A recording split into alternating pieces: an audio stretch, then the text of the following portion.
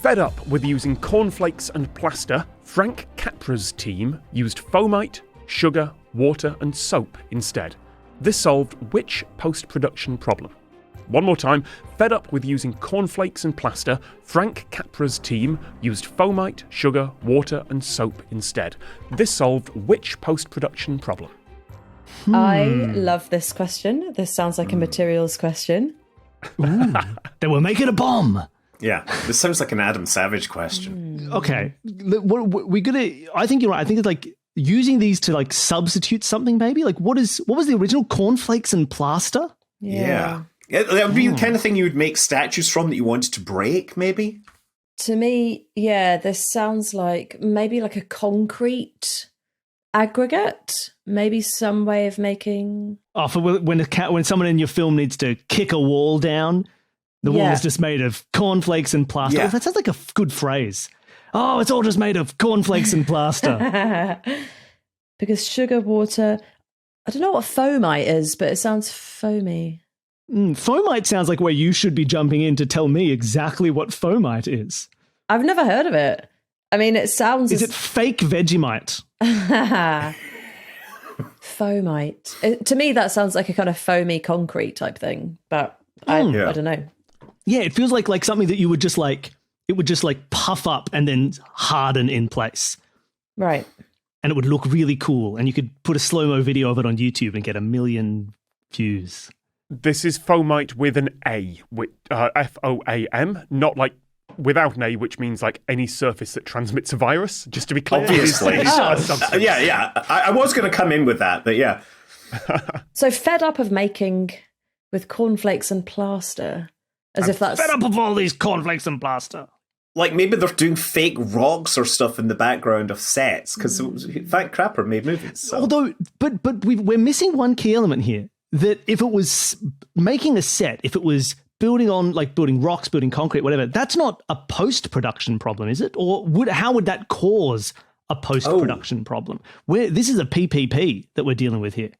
Are we definitely talking about... Because in post-production, I thought that just meant like producing the materials, producing the items. I didn't think of like films. Wouldn't that be pre-production? I'm thinking films. Yeah, pre-production would be building the sets. Post-production would be editing together this mess that we're making. It's feeding his editors. He used to just feed them cornflakes and pasta, but that was too expensive, so he went down to foamite and sugar water.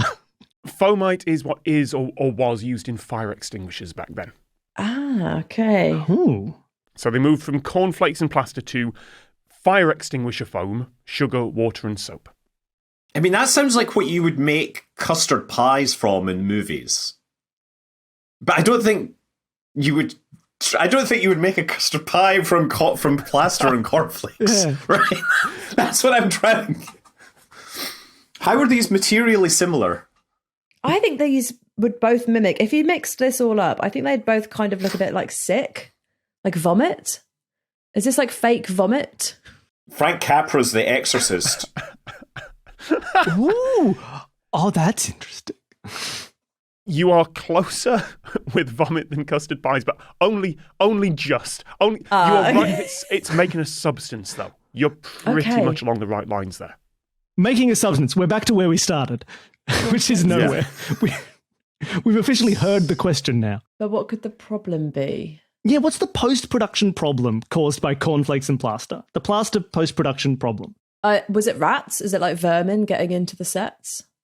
No, not for this. That would be a production one. This is post.